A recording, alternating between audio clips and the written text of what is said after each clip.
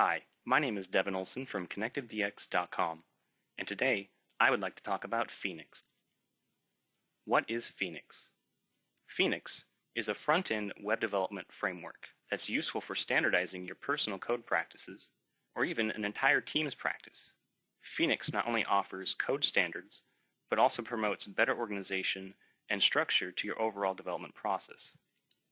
Phoenix has been built to be lightweight in production, but modular to work with most modern CMS platforms and development operating systems. Scaffolding and structure has been built into the framework without weight and can be quickly updated or changed to your development needs. Out of the box, Phoenix Framework comes with a whole host of best practices for web development that will guide you through your current or future projects. Again, Phoenix has been built to work agnostically with most modern platforms and developer operating systems. Phoenix has a number of technologies it uses under the hood, but to mention just a few, Node is the core technology behind the Phoenix framework and is in fact a system requirement for developers, but is optional for production environments depending on your deploy needs. SAS stands for Semantically Awesome Style Sheets and is a form of CSS that gets compiled out into workable CSS files. Browserify allows developers to require components or modules as whole classes or libraries similar to that in C# environments. Gulp brings streaming abilities into the Phoenix framework for customizable build processes required out of your production environments. So, without further ado, let's begin setting up our first Phoenix project. To begin, we'll need to make sure that we have Node.js installed on our development machine. So open up Chrome and point your browser to nodejs.org. And once there, we'll head to the download section. We'll choose the appropriate installer and begin our setup. And your setup should be complete. Click Finish. We'll go ahead and close this browser tab, and we'll head over to the GitHub page at github.com/connectivedx/Phoenix. It's here that you'll be able to grab the latest versions of Phoenix as we keep them up to date, as well as find a light version of the documentation and builds. As always, if you have an issue, feel free to report it at our GitHub page. So to begin, we'll copy our GitHub address, and then we'll move into our local web server and make a new folder, like I've done so already, called Phoenix. And then we'll open up our Git bash to our local web server.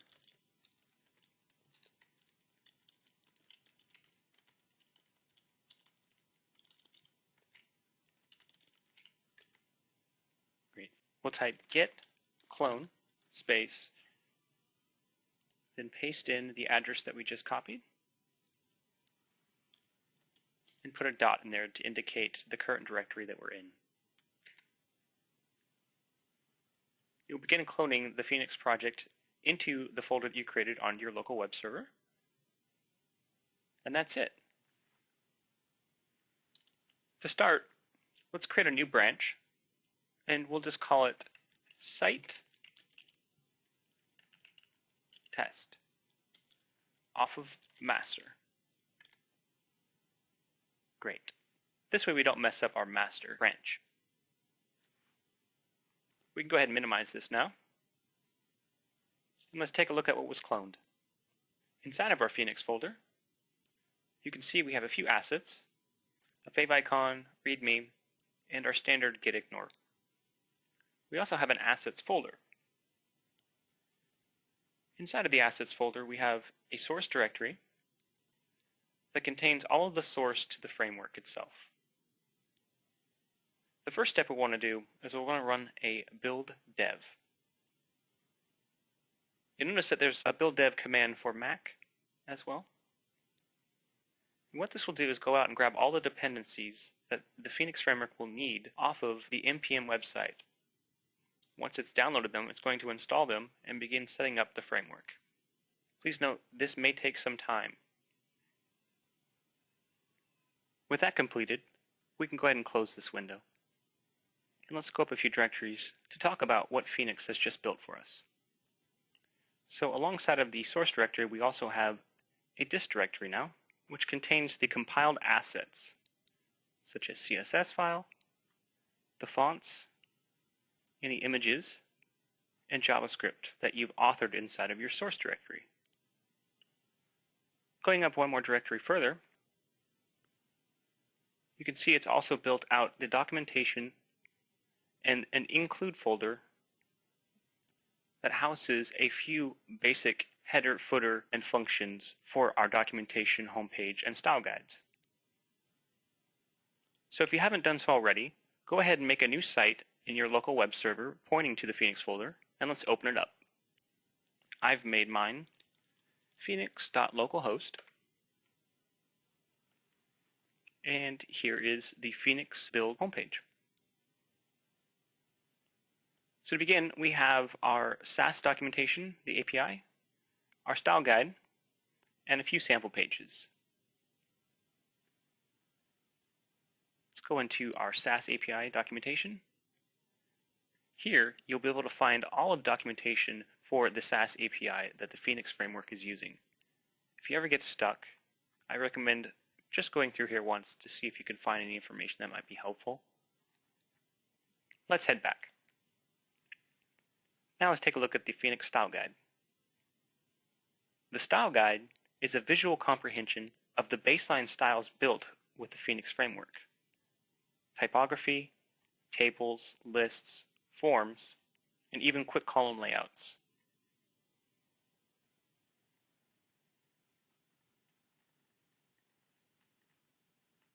Finally, everything built with the Phoenix framework is built to be mobile first. So it makes sense that all of the style guide be responsive.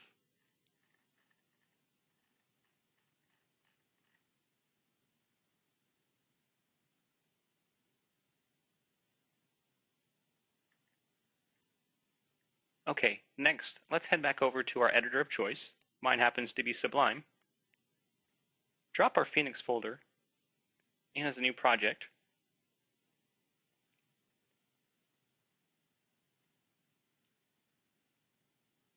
And we'll go back into our Phoenix assets source directory. And this time, we're going to run the build watch. Again, there also is a Mac command. Build watch is a helpful utility that you can leave running, minimized, as we make edits to any of the source assets. As we make edits to the source assets, the build watch will pick up changes and compile out new versions of our dist assets.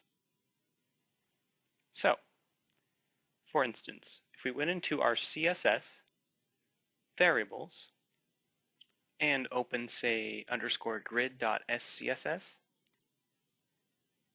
we could change some of the default settings. Let's say our max width of our layout to 980. Hit save, and the build watch should pick up the change, which it did, and it compiled out a new version of our style. So if we go back, hit refresh, you'll see the layout is now much narrower. And this is the same experience throughout all of your development through the Phoenix framework. As long as you have your build watch running, any changes you make to the source assets will automatically build out a new version of the dist directory for you. In later tutorials, I'll be going over each component of the source assets. But before we close out this tutorial, I want to talk about one last build, which is the build production. So if we close our build watch, and we go up to our assets dist directory, and take a look at our CSS style sheet, we can see we're running about 46 kilobytes in style, uncompressed. So if we go back up to assets, source, build production, this will compile out all of the source assets into our dist directory, but in a compressed format.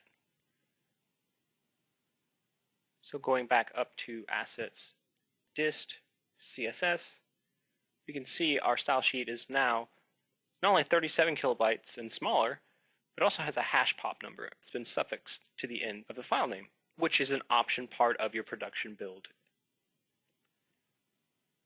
So for now, I hope that gets you started with using the framework and a little bit into what it actually is. Later tutorials, I'll be going over each component and getting further into the details of how to use some of the Sass mixins and functions and the JavaScript areas. As always, thanks for watching.